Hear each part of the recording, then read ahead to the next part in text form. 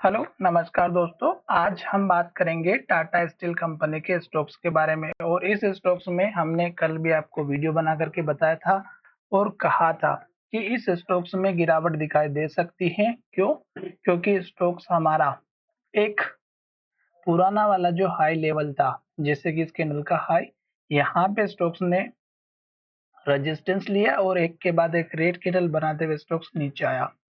फिर स्टॉक्स जब ऊपर जाने की कोशिश की, फिर से स्टॉक्स ने पुराने वाले हाई को टेस्ट किया, फिर से गिरावट आई और फिर स्टॉक्स हमारे 200 दिनों के मूविंग एवरेज के सपोर्ट पर ट्रेड कर रहा था और कहा था कि स्टॉक्स ने क्लोजिंग लो के पास दी है और स्टॉक्स अगर लो को ब्रेकआउट करेगा तो गिरावट होगी।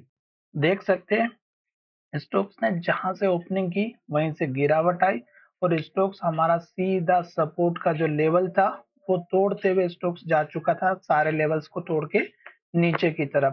पर हालांकि स्टोक्स ने रिकवरी की है, पर अब स्टोक्स हमारा इस लेवल को तोड़ चुका है और स्टोक्स ने फिर से लो बनाया है। तो अब हमें यहाँ पर फिर से ध्यान देने की बात यह है कि अगर स्टॉक फिर से एक के बाद एक लो बनाते हुए, रेड कैंडल बनाते हुए, जैसे यहाँ पर गया हुआ था, यहाँ पर गया हुआ था, अगर इसी तरह से ये ट्रेंडिंग में काम करेगा तो हमें स्टॉक्स में इंतजार करना है, नई फ्रेश एंट्री नहीं लेना है। अब इस स्टॉक्स का जो टारगेट रहेगा, पहला तो इस कैंडल के हाई का रखना है 147 रुपए 40 पैसे का।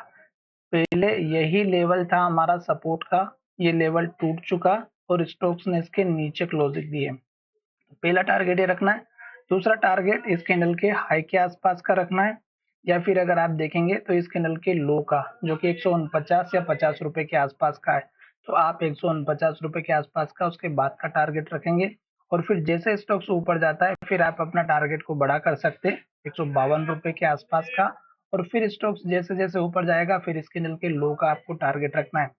पर अभी ये टारगेट तभी आपको मिलेंगे जब स्टॉक्स इस लास्ट के कैंडल के लो को ब्रेकआउट नहीं करेगा और हाई को ब्रेकआउट करके ऊपर की तरफ जाते हुए दिखाई देगा।